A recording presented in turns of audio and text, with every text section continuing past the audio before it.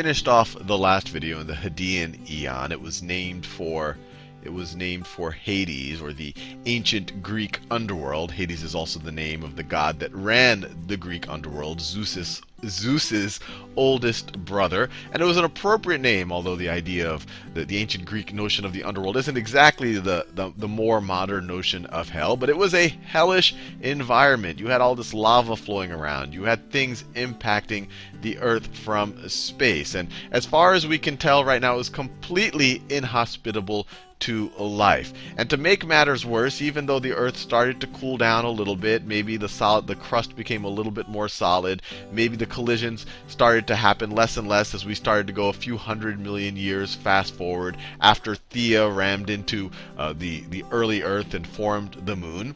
There was something called the late heavy bombardment, and right now the consensus is that life, whatever we are descended from, would have had to come about after the late heavy bombardment, because this was a time where so many things from outer space were hitting Earth that it was so violent that it might have killed off any kind of primitive self-replicating organisms or molecules that might have existed before it. And I won't go into the physics of the late heavy bombardment, but we believe that it happened because Uranus and Neptune, so this is the sun right here, that is the sun, this is the asteroid belt. This is the asteroid belt that's outside the orbits of the inner rocky planets. That Uranus and Neptune, their orbits moved outward. Their orbits moved outward, and I'm not going to go into the physics, but what that caused is it caused some gravitationally it caused a lot of the asteroids in the asteroid belt to move inward and start impacting the inner planets. And of course, Earth was one of the inner planets. And I should make the sun like orange or something, not blue. I don't want you to think that's Earth. And also impacted the moon, and it's more obvious on the moon because the moon does not have an atmosphere to kind of smooth over the impact. So the consensus is that only after the late heavy bombardment was Earth kind of ready for life. And we believe that the first life formed 3.8 to 4 billion years ago. Remember, G for giga, 4 billion years ago. And when we talk about life at this period, we're not talking about squirrels or panda bears. We're talking about extremely simple life forms. We're talking about prokaryotes. And let me give you a little primer on that right now, although we go into much more detail in the biology playlist. We're talking about prokaryotes, and I'll compare them to eukaryotes. Eukaryotes. Prokaryotes are, for the most part, unicellular organisms that have no nucleuses. They also don't have any other membrane-bound, what we'd call organelles, or these little parts of the cells that perform specific functions, like mitochondria. So their DNA is just kind of floating around. So let me draw this character's DNA.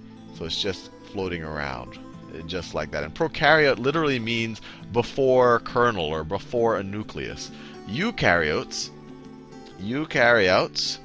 do have a nucleus where all of their DNA. So this is the nuclear membrane, and then all of its DNA is floating inside of the nucleus. And then it also has other membrane-bound organelles. Mitochondria is kind of the most famous of them. So it also has things like mitochondria. We'll learn more about that in future videos. Mitochondria, we believe, it's essentially one prokaryote crawling inside of another prokaryote and becoming and kind of starting to become a symbiotic organism with each other. But I won't go into that right now. But when we talk about life at this period, we're talking about prokaryotes, and we still have prokaryotes on the planet. Bacteria and archaea are examples of prokaryotes. And just to give you a little bit of a tidbit right here, this kind of shows our current understanding of where we think things branched off from. So at this point of the tree is some common ancestor to prokaryotes and eukaryotes. So these are the prokaryotes right over here, the bacteria and the archaea, and here is the eukaryotes. And this first living thing, or this first set of living things, we think might have just been some type of self-replicating molecules, and slowly some membrane might have come around it and became a little bit more organized. DNA, RNA, maybe RNA was that original self-replicating molecule, became the method of kind of transmitting information from one generation to the next. So it's really still an open question of exactly what what that first life is, or even how do you define that first life. But based on studying the genetic makeup of molecules of current organisms, this is how we think the tree of life came about. So we have one common ancestor, then they broke apart, and then the archaea and eukaryotes have a common ancestor that's different from the bacteria, and we'll talk more about that in the future. And this right here, just so you can visualize it, this is an example of bacteria. This is E. coli, or Escherichia coli. It's just an example of bacteria. It comes in a bunch of shapes and forms, but it's a prokaryotic life form. And the earliest life forms we also think were anaerobes. These are things that did not need that they did not need oxygen, and they for the most part found oxygen poisonous. And the earliest life forms also probably did not perform photosynthesis. They might have gotten their energy from other sources, chemically from this kind of extremely volatile environment that they were in at that time.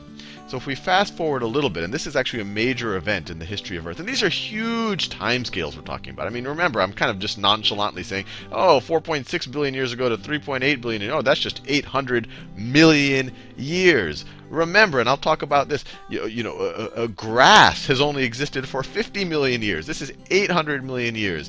Humans and chimpanzees only diverged 5 million years ago. This is 800 million years we're talking about.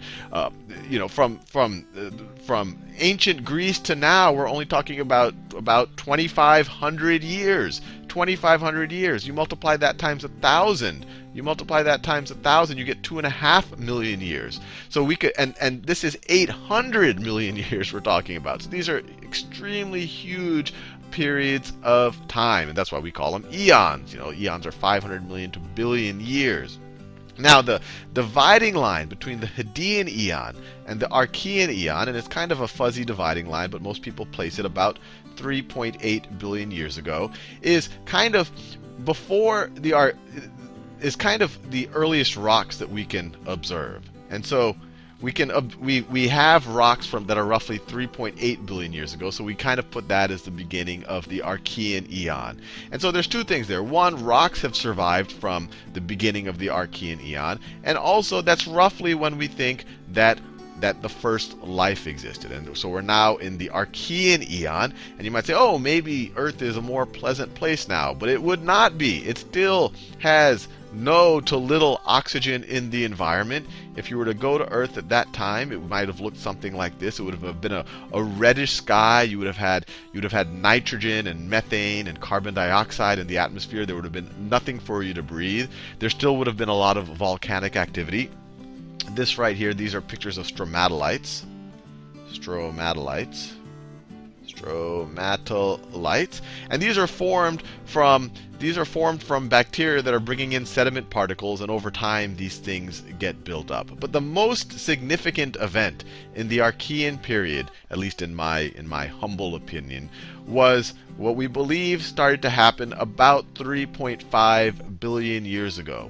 And this is prokaryotes, or especially bacteria, evolving to actually utilize energy from the sun, to actually do photosynthesis. And the real fascinating byproduct of that, other than the fact that they can now use energy directly from the sun, is that it started to produce oxygen.